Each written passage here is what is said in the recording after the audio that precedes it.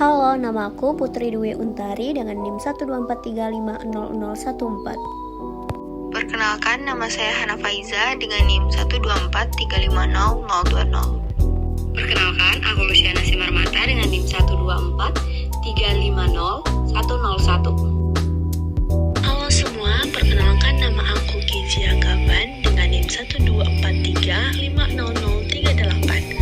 Semuanya, perkenalkan nama saya Airin Claudia Brusmiring dengan NIM 124350032. Vitamin D atau vitamin matahari yang cara kerjanya mirip hormon.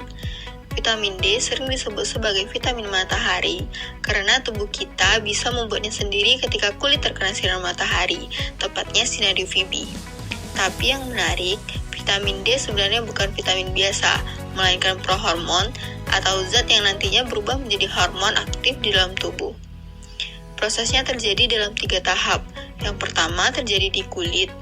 Sinar matahari mengubah kolesterol jenis tertentu menjadi vitamin D bentuk awal yang disebut vitamin D3 atau kalsiferol. Bentuk ini masih belum aktif. Selanjutnya, vitamin D3 masuk ke aliran darah dan dibawa ke hati. Di sini, ia diubah menjadi bentuk lainnya yang disebut 25-OH vitamin D. Ini juga belum aktif, tapi sudah bisa diukur lewat tes darah untuk mengetahui kadar vitamin D kita.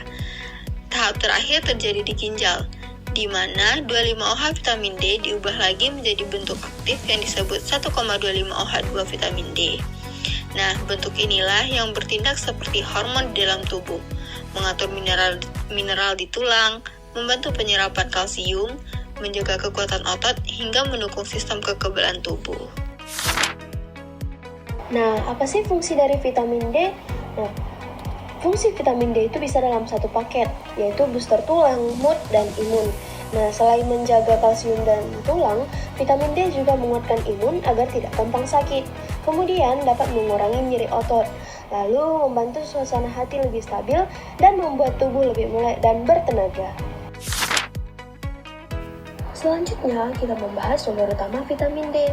Ayo, siapa yang belum tahu kalau vitamin D itu bukan dari makanan, tapi dari matahari. Yang dimana caranya itu kita cukup 10-15 menit menikmati matahari pagi. Nah, tubuh kita itu bisa bikin vitamin D lebih banyak dari yang ada di suplemen. Kita juga bisa memakan makanan pendukung seperti ikan berminyak, kuning telur, hati, dan jamur UV. Di sini aku bakal jelasin siapa sih yang gampang kekurangan vitamin D. Yang pertama adalah orang yang jarang terpapar sinar matahari. Ini tuh termasuk pekerja kantoran atau pelajar yang banyak beraktivitas di dalam ruangan. Orang yang berada di rumah sakit atau mereka yang tinggal di wilayah dengan musim dingin yang panjang. Jadi mereka itu tuh jarang terpapar sinar matahari. Kemudian ada orang dengan kulit lebih gelap. Pigmen melanin yang ada pada kulit orang gelap itu dapat mengurangi kemampuan kulit untuk memproduksi vitamin D dari paparan sinar matahari. Kemudian ada lansia. Seiring bertambahnya usia kita, kemampuan kulit untuk memproduksi vitamin D dari sinar matahari cenderung menurun. Dan yang terakhir adalah orang dengan obesitas atau berat badan berlebih. Vitamin D ini adalah vitamin yang larut dalam lemak. Jadi, pada orang yang obesitas, vitamin D cenderung terperangkap di jaringan lemak, sehingga ketersediaannya dalam darah berkurang. Kekurangan atau capek tanpa alasan. Yang pertama itu cepat lelah. Tubuh mudah kehilangan energi meski aktivitas tidak berat. Yang kedua, nyeri tulang atau otot di malam hari. Proses pemulihan tidak optimal sehingga timbul rasa pegal saat beristirahat. Yang ketiga itu mood gampang turun. Ketidakseimbangan nutrisi mempengaruhi hormon yang mengatur emosi. Yang keempat itu mudah flu. Sistem imun melemah sehingga tubuh lebih rentan terkena infeksi. Dan yang kelima itu brain fog atau susah fokus. Nah, fungsi otak dapat menurunkan sehingga sulit berkonsentrasi dan mudah lupa. Bagaimana sih cara kita untuk menjaga kadar vitamin D? Yaitu cukup berjemur sebentar 3-4 kali dalam seminggu. Lalu pilih makanan yang kaya vitamin D seperti ikan berlemak, hati sapi, kuning telur, susu atau yogurt fortifikasi. Jika perlu, boleh tambah suplemen 600-1000 international unit atau satuan internasional. Dan jangan lupa tetap aktif bergerak agar tubuh kita menyerap vitamin D dengan lebih baik. Vitamin D itu punya perjalanan hidup yang seru di dalam tubuhnya.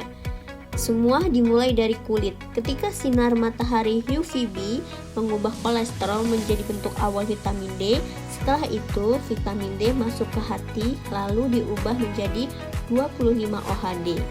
Ini adalah bentuk yang biasanya dicek lewat tes darah.